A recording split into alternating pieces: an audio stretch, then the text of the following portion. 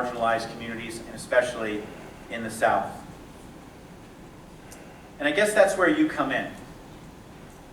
That's where you come in. Whatever may be your cause, may not be the LGBT movement for full equality, but whatever it is, I hope for you is two things. I hope you will seek, find, and accept what your purpose is. What's your purpose? I know you're young, still figuring it all out, but there's going to be a time, maybe it's while you're in school, maybe it's when you're just out of school, maybe when it's you're starting a family, you're going to be thinking and you're going to, what's my purpose? Seek that, find it, and accept it, whatever it may be. That's one. The second is, as best as you can, live a life of authenticity. Be true to who you are, love yourself, accept others, and live a life of true authenticity. If you search and accept for your purpose, and you live a life of authenticity, you will be successful. No matter what you do, you will be successful. This is how I frame it, with words that I heard when I was about your age. Before, becoming involved was something that would happen later, after I knew myself better. But those people said, get involved, do something for someone else, get a good feeling inside, make a difference. When I asked why, there was no answer. So then I wasn't sure it was worth the time, the energy, the risk. It's much easier to say no, to kind of sit back and let other people do all that stuff. Slowly I began to worry about myself. Was I caring about no one but me? So I tried. I spent the time. I risked. I failed. I asked again and again, why do I need to be doing all this? At times my soul just screamed, leave me alone. I don't have time to care about all this. But I never had the courage to say that out loud. Now, I can't stop. I'm committed. Someone, even if it's only one, somewhere is depending on me. And as I look back and I think about it, I laugh a little bit about that, and I kind of cry about that a little too. They never told me I would be a bigger person. So consider yourselves told. Finding and living a life with authenticity and purpose will make you a bigger person. You'll be the bigger people in society with messages of hope and brightness in a country that can be more equal and fair for all. You'll be the bigger people because if you are LGBT, you hopefully will choose to live openly among your family and your friends and your co-workers. And you will make a difference. You won't make a bit of difference, you'll make all the difference in the lives of other people. You'll be the bigger people because you will have opened your hearts and given of your own success to benefit the greater good. You'll be the bigger people with the talent and the capacity that, quite honestly, we desperately need in this country. We desperately need you in this country and in Arizona to be involved, to rise up, to resist if that's your thing, but certainly to rise up and be involved. We need you to rededicate yourselves to the cause greater than yourself and greater than us just here, but for the greater good, for the greater community. When we do that, we'll have made a great difference. I never heard from that family that called me that night, husband and wife whose gay son had run out of the house. Never heard from them again. I wondered from time to time how they were doing. Years back, though, when I was home in Tempe, this was while I was working at GLAAD, this cute-looking 20-something comes up to me at Basha's and says, "Hey, are you the mayor?" I said, "Well, no, I'm the former mayor." And he goes, "I think my parents called you the night that I came out to them, a long time ago." I went, "Whoa, I remember that." "Well, so tell me what happened. How did it go?" He says, "Well, it was tough for a while. They came around. They're cool. I brought my boyfriend home to Thanksgiving last year, and it's all fine now." I said, "Wow, I'm so happy to hear that. Never heard from your folks, but you're really lucky that they're your parents." And he said, "Oh yeah, I know, but they're lucky I'm their son." And all of that is true. And I thank you very much for having me here tonight as your lecturer for the honors program. Thank you.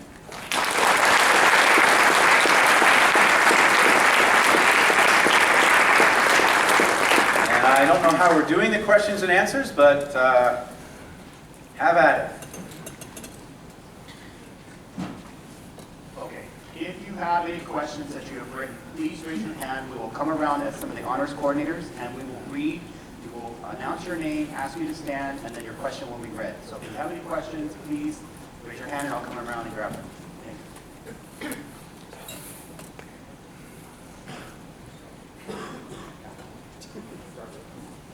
Any questions? If you jot it down, I'll write them. Okay, Yes.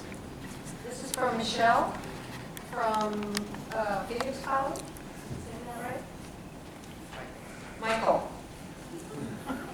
Sorry, Michelle. Sorry. With much work needed to be done in the LGBT community, there are many young openly gay students, those that might not be well educated in some sex. What do you think needs or should be done in order for young students to receive some sex education? Same sex education. Well, safe sex? Same. Same sex. Same. So the question's about this sexual education? Yes. Okay. My belief is simple about sexual education, and it comes from my 5 years leading and running a sexual health clinic in San Francisco for the San Francisco AIDS Foundation. We serve women as well as men at the San Francisco AIDS Foundation, predominantly men client base, but some women. And it's this: if society is not going to do that for us, then we must do it ourselves. We must educate each other. We must be open to having conversations about sexuality. We are not a society that likes to talk about sex, right? It's all sort of hush-hush, it's quiet, and yet we find in the places where there is less conversation and less openness, there are more sexually transmitted diseases, there's more HIV, there's more associated mental health challenges and other challenges. So if we're not going to get it from society at large, then we must do it ourselves. And in Arizona, it's either the Southwest Center for HIV/AIDS or other organizations within our community that are doing sex education.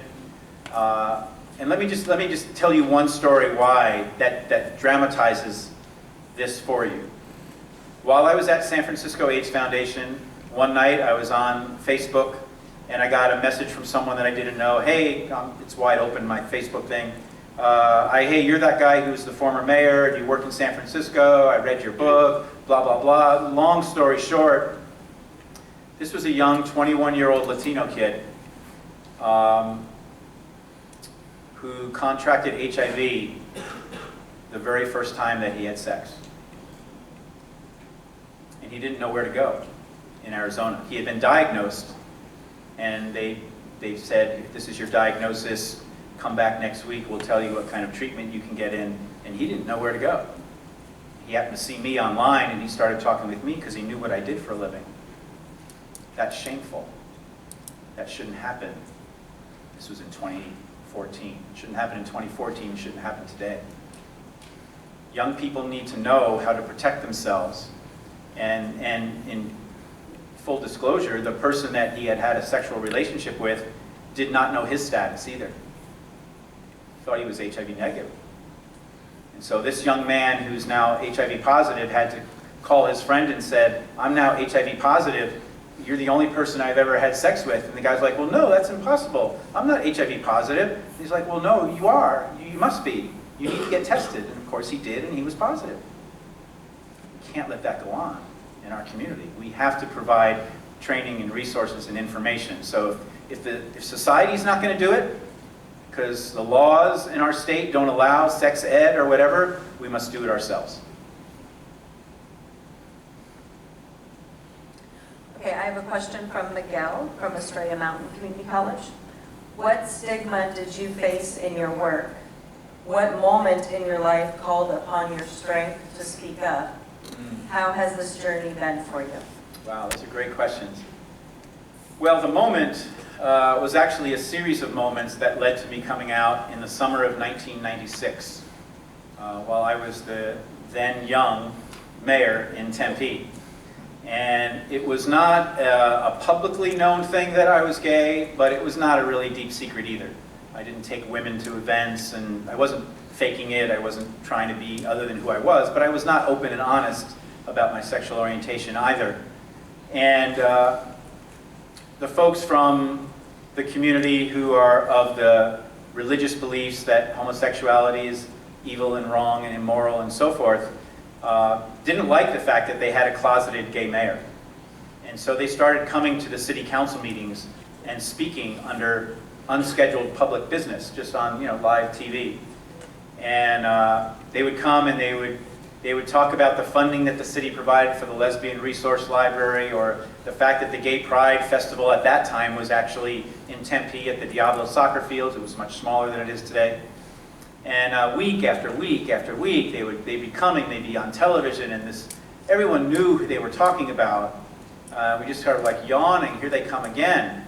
But one night, July 7th, 1996, a gentleman came up to the microphone under unscheduled public appearances where the public can say whatever they want for 3 minutes.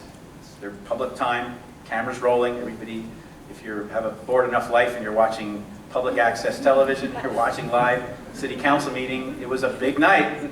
It's an exciting night, because he went through his usual litany and then he said, and we happen to know that one of you leads this lifestyle and you need to be exposed. Of course, everybody went, oh, brother, we all know who he's talking about. But then he went further. And when he went further, this was the moment. He said, what was the moment?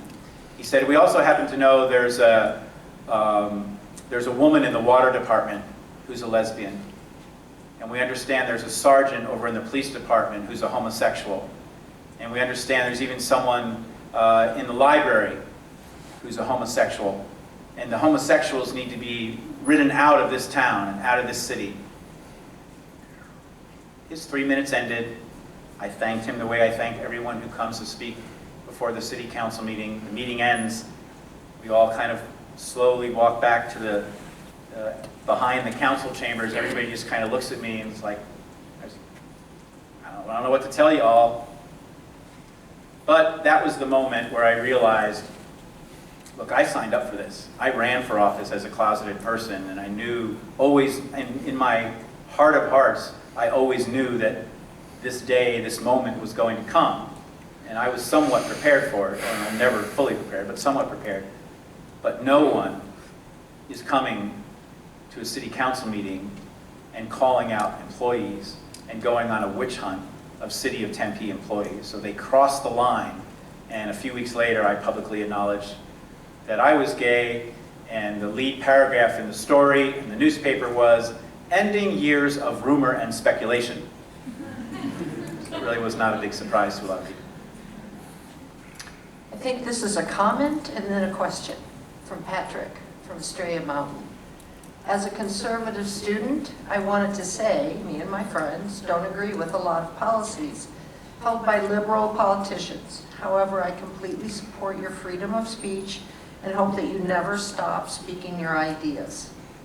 As a public speaker, what are the best ways to address people you do not agree with?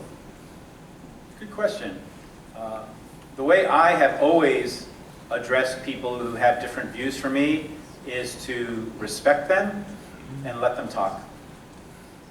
Let them say their piece. That's what we all should be allowed to do. Let them say what their views are, have an open dialogue with them, establish at the beginning that, is it okay if we have sort of an open dialogue about this? Because you feel free to push back on me, I'll push back on you, and we can have a little dialogue about this. I've always been open to that. I've always been willing to allow that to happen in my chambers when I was the mayor presiding over public meetings and so forth. I think it's the fair thing to do. And I think it's the thing that, even though we're going to have different views on issues, it's just the right way to be in society. It's the right way to govern, and it's the right way to have mutual respect in our society. Okay, I have a question from Ivea from Rio Salado College. What advice do you have for people trying to make changes in their communities but find it hard to get their voice heard or get support?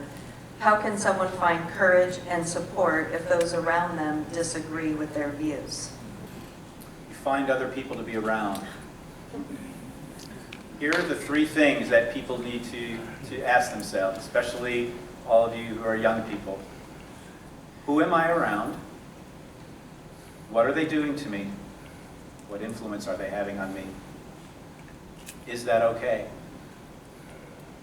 You all have to decide that. You all have to figure out who you want to be around. And I'm not saying you should only be around people who agree with you 100%, but if you want to emerge and you want to be an activist for what you believe in, you do have to be connected to people who share those views, or you will feel very alone, and you will not be effective, and you will not have the opportunity to have influence. So be around like people. Understand the subtleties that everyone else has on you. And over time, you may choose to be involved in different things, socialize in different circles, and adjust a little bit as you grow and as you learn and as you change and as you are open to the change that comes before you. I said this afternoon, I forget whether it was at Mesa or Paradise Valley, but one of the most important things young leaders have to learn how to do is be comfortable being uncomfortable. Get comfortable being uncomfortable, because if you stay the same, if you're never challenged, if no one ever challenges you and you don't feel uncomfortable about your capacity to do the job or what you really think, if no one's ever challenging you, you're not going to grow. And you'll never become much more. And you should want to become much more than you are today as young students. So be comfortable being uncomfortable, accept those challenges, surround yourself with smart, bright people, and work in coalition with other people of like ideas and views. This is from Rachel from Paradise Valley. What's your opinion on the stereotypical representation of LGBT people in the media, such as sitcoms and movies? Yeah, they're stereotypical.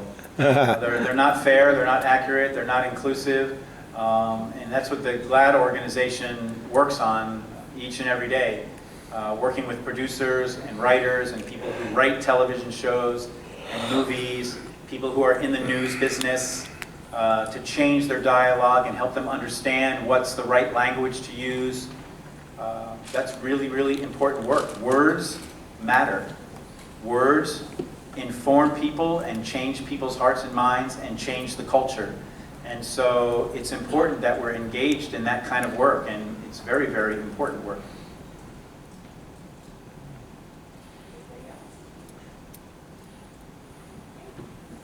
Thank you.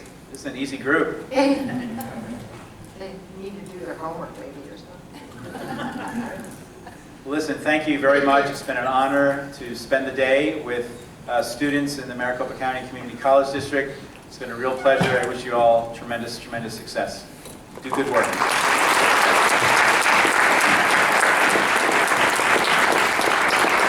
Again, we thank you for coming to the Honors Forum. The speaker will stay around for a little tiny bit afterwards if you have any questions you want to ask him, or if you want to get an autograph or a selfie, you know, I'm just saying. So enjoy yourself and have a good night. Thank you.